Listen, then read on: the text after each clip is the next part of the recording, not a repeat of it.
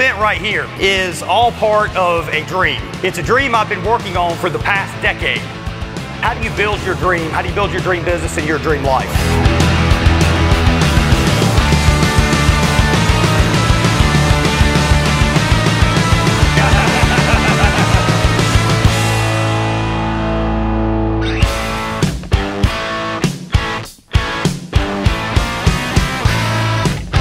Small business, we are not the backbone of the economy. We are the economy. If there's one thing that you think the audience should know, Top line for vanity, profit for sanity.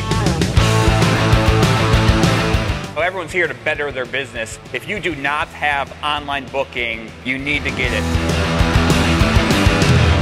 and I've had a lot of people that have just walked up to me and said, man, thank you for putting on this event.